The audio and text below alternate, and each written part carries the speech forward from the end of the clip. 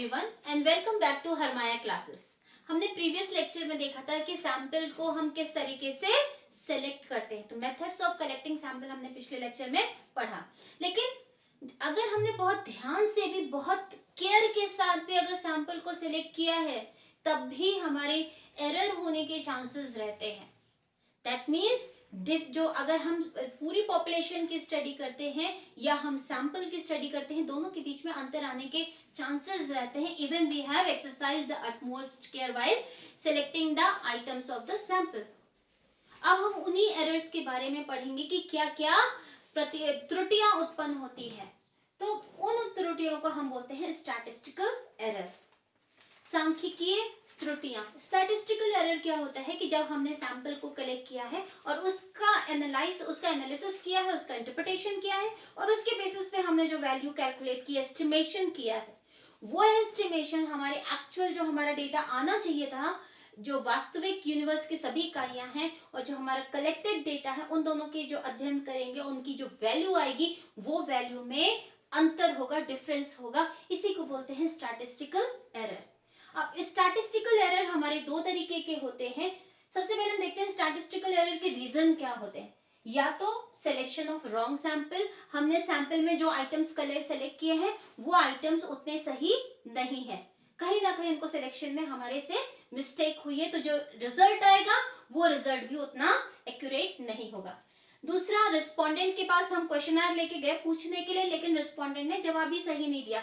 Bye mail या by post हमने भेजा क्वेश्चन, तब भी रिस्पोंडेंट ने शायद गलत इंफॉर्मेशन दी है, सही इंफॉर्मेशन शेयर करने में वो इंटरेस्टेड नहीं था, जिस वजह से भी हमारी जो एनालिसिस है वो इनकरेक्ट आएगी। और प्रेजुडिस मींस जिसने डेटा को कलेक्ट किया है उसकी अपनी पूर्व अवधारणा क्या थी, उस अवधारणा के आधार पर, उस धारणा के आधार पर जो इन्यूमरेटर है या फिर इन्वेस्टिगेटर है, शोधकर्ता है या इन्यूमरेटर ने अपनी बायस की वजह से, अपनी धारणा के अनुसार उसने जो उत्तर को रिकॉर्ड किया और शायद वो सही नहीं था, जिसकी वजह से भी स्टैटिस्टिकल एरर आने के चांसेस होते हैं।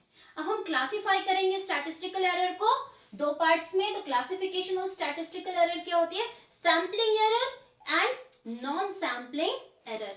हिंदी में इनको बोलते हैं प्रतिचयन त्रुटि और अप्रतिचयन त्रुटि। सैम्पलिंग एरर को बोलते हैं प्रतिचयन त्रुटि, नॉन सैम्पलिंग एरर को बोलते हैं अप्रतिचयन त्रुटि। तो सबसे पहले हम देखते हैं सैम्पलिंग एरर क्या होता है। सैम्पलिंग एरर, इसमें क्या होता है, जो यूनिवर्स की अगर हम सभी इकाइयों का अध्ययन करें और उससे जो हमारा रिजल्ट आए, उस और जो हमने सैंपल का अध्ययन किया है उससे जो रिजल्ट आया है, दोनों में जो डिफरेंस होता है उसे हम बोलते हैं सैंपलिंग एरर। एक एग्जांपल से लेके चलते हैं। मान लीजिए एक क्लास है, उस क्लास में 5 स्टूडेंट्स हैं। एक कक्षा है जिसमें हमारे 5 स्टूडेंट्स हैं और एक बच्चे ने 90 मार्क्स को किया है, किसी के 60 मार्क्स आए हैं, किसी के 80 मार्क्स आए हैं, किसी के 70 आए हों, किसी के 50। तो 90, 60, 80, 70 और 50 ये हमारी यूनिवर्स है, यानी कि क्लास के सभी बच्चे हैं, क्योंकि क्लास में हमारे सिर्फ 5 बच्चे हैं, हमने ये मान के लिया। अब इनका हम जब टोटल करेंगे तो ये टोटल हमारा वैल्यू आएगी 350। इसका एवरेज मार्क्स अगर हमें निकालना है, ये क्या है? मार्क्स है। अगर हमें एवरेज निकालना है तो average x bar is equal to 350 divided by 5। तो एवरेज मार्क्स हमारे कितने आए? 70 मार्क्स आए। लेकिन मान लीजिए हमारे पास टाइम नहीं है यूनिवर्स की सभी इकाइयों के अध्ययन करने की। इन दैट केस मान लीजिए मैंने सैंपल लिया, सैंपल में मैंने फर्स्ट आइटम लिया 60, ये वाला आइटम ले लिया, और सेकंड आइटम मैंने लिया 50। अब हम एवरेज निकालेंगे इस सैंपल के बेसिस पे। ये हमारा क्या था?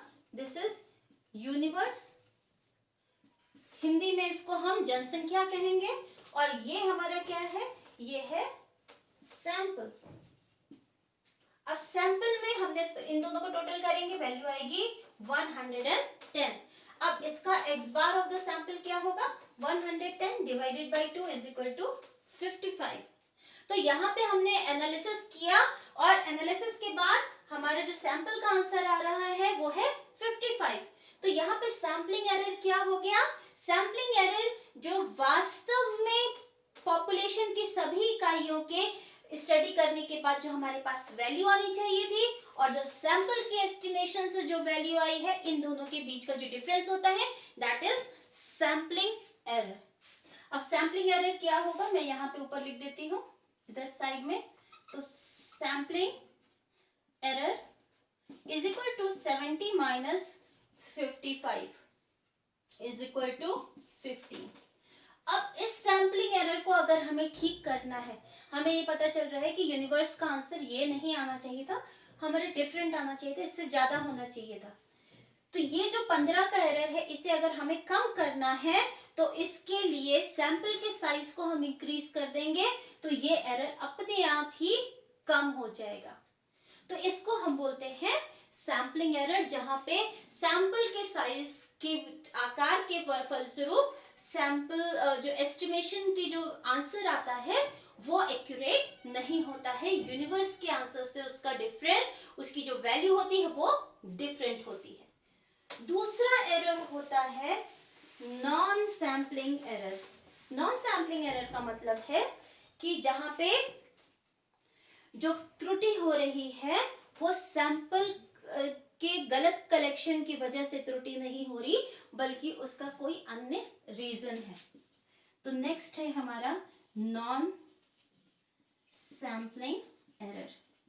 तो ये एरर हमारा सैंपल की वजह से नहीं हो रहा है, प्रतिदर्श की वजह से नहीं हो रहा है, बल्कि कहीं हमने रिकॉर्ड किसी चीज को नोट करने में गलती की है, रिकॉर्ड करने में गलती की है, या उसको समझने में गलती की है, या फिर कहीं ना कहीं हम बायस्ड हो गए हैं, उसकी वजह से कुछ मिस्टेक हुई है, जिसकी वजह से हमारे एनालिसिस का जो रिजल्ट आ रहा है वो रिजल्ट जो यूनिवर्स के रिजल्ट के बराबर नहीं है। इसे हम बोलते हैं नॉन सैम्पलिंग एरर। ये ज्यादा खतरनाक होता है क्योंकि ये हम एरर हम पता ही नहीं लगा पाते हैं, और यूनिवर्स अगर हम सैंपल के साइज को बड़ा भी कर देंगे तो भी इस एरर को कम करने के चांसेस नहीं रहते। इसका पहला रीजन होता है जो हम डेटा एक्विजिशन करते हैं उसमें कोई मिस्टेक करते हैं। तो हम क्या, पहला रीजन क्या है, मिस्टेक इन और error in data acquisition.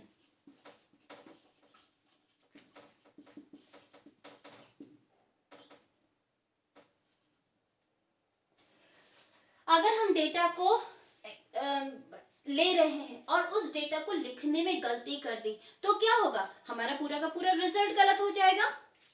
Suppose कीजिए एक स्टूडेंट है, उसके मार्क्स आए हैं 91।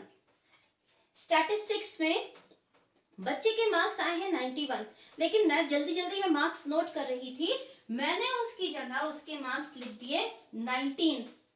तो क्या हुआ, वो तो फेल हो गया। कहाँ 90 प्लस में मार्क्स आ रहे थे, कहाँ ये तो फेल हो गया out of 100 in that case. और मैं जब ये रिजल्ट को लिखूंगी तो कहीं पे भी मुझे ये रिकॉग्नाइज नहीं हो पाएगा, ये पता नहीं, रियलाइज नहीं हो पाएगा कि मैंने ये मिस्टेक की है। तो इसीलिए ये मिस्टेक खतरनाक होती है, क्योंकि हम इसको पता ही नहीं लगा सकते हैं कि क्या है। जैसे अगर हम जनगणना कर रहे हैं और जनगणना में किसी व्यक्ति ने अपनी एज बताई है 48 ईयर्स, और 48 की जगह हमने उसकी एज 84 चढ़ा दी, या 84 नहीं हमने 58 चढ़ा दी, तो क्या हुआ, हमारा जो ओवरऑल रिजल्ट होगा वो तो उसके बेसिस पे होगा, 58 या 84 के बेसिस पे होगा, जबकि वास्तव में एक्चुअल वैल्यू क्या थी 48। तो यहाँ पे ये इसकी वजह से हमारे आंसर में डिफरेंस आएगा। सेकंड होता है error due to non response. अगर हमने सर्वे भेजा और रिस्पोंडेंट ने रिस्पॉन्ड नहीं किया, या हम खुद एज अ इन्वेस्टिगेटर रिस्पोंडेंट के पास गए कि मुझे ये इंफॉर्मेशन चाहिए, रिस्पोंडेंट ने इंटरेस्ट नहीं दिखाया और रिस्पोंडेंट ने कहा I will not respond, in that case हमें मान लीजिए 10 लोगों पर अध्ययन करना था और हमारे पास सिर्फ 8 लोगों का ही रिस्पॉन्स आया है, 2 लोगों ने रिस्पॉन्ड नहीं किया।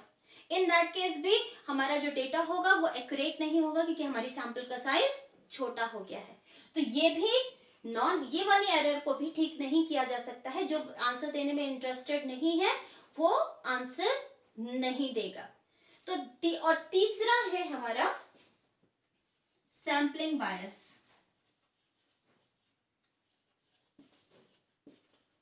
जिसको हम प्रतिदर्श अभिनति भी बोलते हैं। प्रतिदर्श अभिनति मतलब कि मैंने कोई भी रिकॉर्ड किया है, कोई भी इन्वेस्टिगेशन किया, क्वेश्चंस पूछे, और जो मैंने उसका उत्तर रिकॉर्ड किया है वो उत्तर मैंने अपनी अभिनति के अकॉर्डिंग, मैंने अपने प्रेजुडिस के अकॉर्डिंग किया है। मान लीजिए हमें एक क्लास में एक टीम बनानी है बच्चों की, और जो ऐसे बच्चों की टीम बनानी है जो क्लास में सभी के साथ बहुत अच्छा सा रिलेशन बिल्डिंग करते हैं, जिसकी वजह से वो टीम क्लास के सभी बच्चों की काउंसलिंग कर सके। अब मान लीजिए एक बच्चा बहुत अच्छा है काउंसलिंग में, लेकिन शायद मेरी नजर में वो बच्चा अच्छा नहीं है, तो इन दैट केस मैं उस बच्चे को काउंसलिंग टीम में नहीं डालूंगी। तो ऐसी स्थिति में क्या होगा, जो मेरा सैंपल होगा, मुझे मान लीजिए 40 की क्लास में 5 लोगों की टीम बनानी है जो बाकी बच्चों को काउंसिल करेंगे। अब मैंने उन 5 लोगों में से एक बच्चा जो बहुत अच्छा होना चाहिए था, मैंने उसको सिलेक्ट नहीं किया। तो ऐसी स्थिति में जो 5 लोगों का मैंने समूह बनाया, वो 5 लोगों का समूह उतना अच्छा नहीं होगा, क्योंकि मैंने एक बहुत अच्छे कैंडिडेट को बाहर ही छोड़ दिया because of my own prejudice. तो ये एरर हमारी होती है सैम्पलिंग बायस। तो सैम्पलिंग एरर क्या होता है, जहां पे हमारा डिफरेंस जो है, जो वास्तविक जनसंख्या का अध्ययन करने से जो हमारा आंसर आता है और जो सैंपल का अध्ययन करने से जो आंसर आता है, उसमें हमारा डिफरेंस होता है। अब इसके बाद हम देखते हैं सोर्सेज ऑफ सेकेंडरी डेटा। अभी तक तो हमने ये जितना भी, तो हम सोर्सेज ऑफ सेकेंडरी डेटा देखते हैं। इससे पहले अभी हमने देखा था बायस्ड एरर क्या होती है, सैम्पलिंग एरर, कि हमने अपनी जो पूर्व धारणा होती है उसके आधार पर हमने सैंपल को सिलेक्ट किया। अनबायस्ड मतलब है कि ऑटोमेटिक हो जाती है, बाई चांस कोई एरर हो जाती है जिसके पीछे कोई स्पेसिफिक कारण नहीं होता।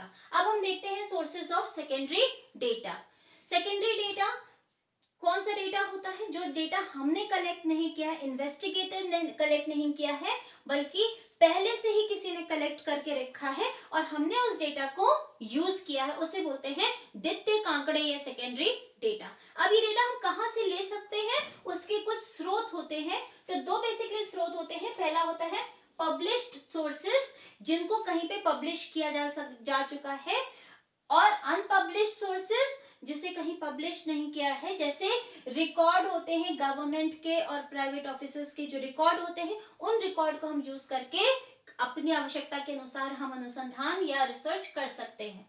अब हम देखते हैं पब्लिश्ड सोर्सेज के अंतर्गत कौन कौन से आते हैं। Official publication of central and state governments, जो राज्य की सरकारें और केंद्र सरकार होते हैं, बहुत सारे डेटा रिलीज करती है। जैसे सेंसस ऑफ इंडिया, जो 10 साल बाद जनगणना होती है, उसका डेटा रिलीज किया जाता है। इसके अलावा हर साल बजट से पहले इकोनॉमिक सर्वे आता है।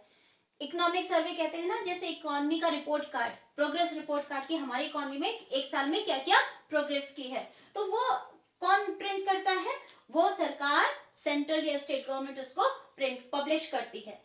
सेमी गवर्नमेंट पब्लिकेशंस जैसे म्युनिसिपल कॉर्पोरेशन है, डिस्ट्रिक्ट बोर्ड्स हैं, ये भी बहुत सारे डेटा को रिलीज करती है, चाहे वो नंबर ऑफ डेथ्स है, नंबर ऑफ बर्थ्स हैं, और भी बहुत सारे डेटा ये रिलीज करती है। कहीं ना कहीं उन डेटा को भी यूज करते हैं बहुत सारे इन्वेस्टिगेटर्स।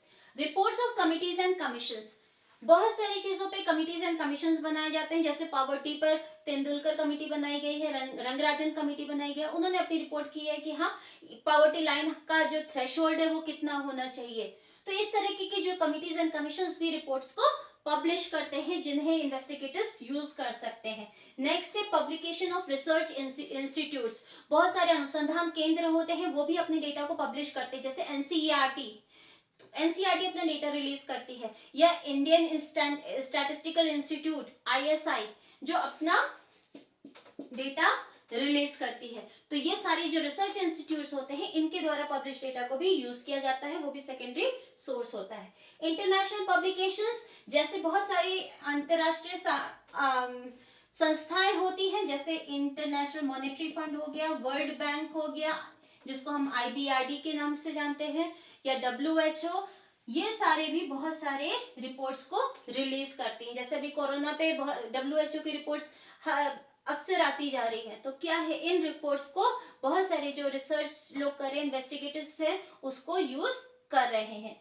इसी तरीके से न्यूज़पेपर एंड मैगजीन्स में भी डेटा पब्लिश होता है। पब्लिकेशन ऑफ ट्रेड एसोसिएशंस, जैसे ट्रेड यूनियन हो गई या चार्टर्ड अकाउंटेंट्स का जो ऑर्गेनाइजेशन हो गई, ये सारे एसोसिएशंस भी अपने डेटा को पब्लिश करते हैं। और रिजर्व बैंक ऑफ इंडिया जो हमारे भारत का सेंट्रल बैंक या केंद्रीय बैंक है, वो भी अपने डेटा को पब्लिश करता है, चाहे वो इन्फ्लेशन से रिलेटेड डेटा हो या फिर मॉनेटरी जो हमारे यहाँ कितना M1 M2 M3 कितने हैं उससे रिलेटेड डेटा हो, ये सारे डेटा पब्लिश होते हैं। सेकेंडरी डेटा का मतलब है कि जब पहले से ही पब्लिश किसी भी ऑर्गेनाइजेशन ने, इनमें से किसी ने भी डेटा को पब्लिश किया है, चाहे ये संस्था है या इसके अलावा और भी कोई संस्था हो सकती है, जैसे मूडीज होती है जो देशों की अर्थव्यवस्था का कंपैरिजन करती है, तो इस तरह की भी कोई संस्थाएं होती हैं, अगर उन्होंने कोई डेटा पब्लिश किया है और हम उनके द्वारा पब्लिश डेटा को यूज करके हम अपना इन्वेस्टिगेशन करें, एनालिसिस एंड इंटरप्रिटेशन कर रहे हैं, उसे हम सेकेंडरी या द्वितीयक आंकड़े कहते हैं। अनपब्लिश्ड में कभी कभी हमें बहुत सारे गवर्नमेंट रिकॉर्ड्स की जरूरत पड़ती है, या प्राइवेट ऑफिसर्स ने जो रिकॉर्ड्स को मेंटेन किया, अगर हम उनको यूटिलाइज कर रहे हैं, वो भी हमारा सेकेंडरी सोर्स होगा, हालांकि वो कहीं पे भी पब्लिश नहीं किया गया है, कहीं भी उसको बाहर छापा नहीं गया है, रिलीज नहीं किया गया है। तो कलेक्शन ऑफ डेटा में बस इतना ही। नेक्स्ट लेक्चर में हम ऑर्गेनाइजेशन ऑफ डेटा पर डिस्कशन करेंगे। That's all for today. Thank you so much.